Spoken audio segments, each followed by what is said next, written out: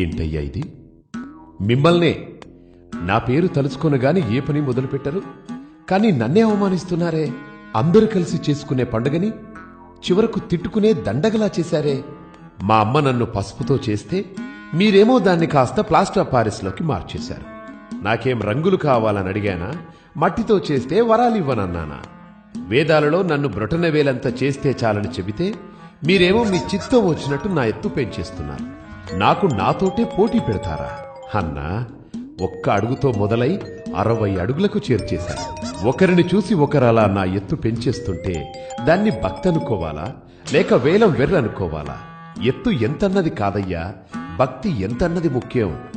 పోనీ సంవత్సరానికోసారైనా మీరు పిలిచారు కదా అని నేనొస్తే ఒక వేద పారాయణం లేదు, ఒక మంచి సంగీతం లేదు, వెకిలి పాటలు, వెర్రి డాన్సులు. అది నా పెద్ద చెవులే హోరెత్తిపోయేలా.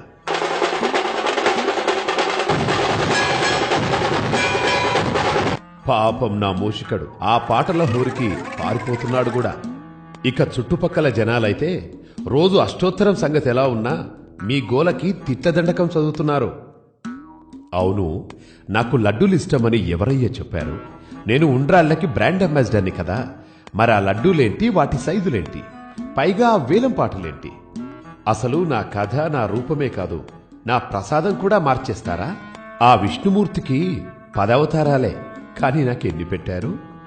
నాతో క్రికెట్ ఆడించారు, గ్లోబుల మీద ఎక్కించారు, మోటార్ సైకిల్ తొక్కించారు, నా ట్రేడ్ మార్క్ అయిన బుజ్జి బొజ్జరు తీసి 6 ప్యాక్స్ పెట్టారు, టోపీలు పెట్టారు, తలపాగ జుట్టారు, సినిమా హీరోలా తయారు చేశారు.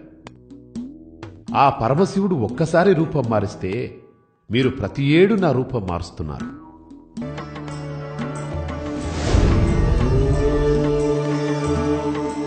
అసలే ఇరుకు రోడ్లు, గతుకుల సందులు, వీటితోనే ట్రాఫిక్ జామ్లవుతుంటే నా పండుగ పేరుతో వాటిని ఇంకాస్త పెంచేలా రోడ్ల మీద ఆ ఊరేగింపులేంటి, ఆ డాన్సులేంటి? జనాలు ఇళ్లకి చేరలేక నన్ను తిట్టుకుంటున్నారయ్యా.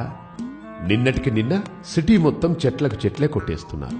ఏంటయ్యా అంటే నిమజ్జనం రోజు అడ్డొస్తాయి అంటున్నారు.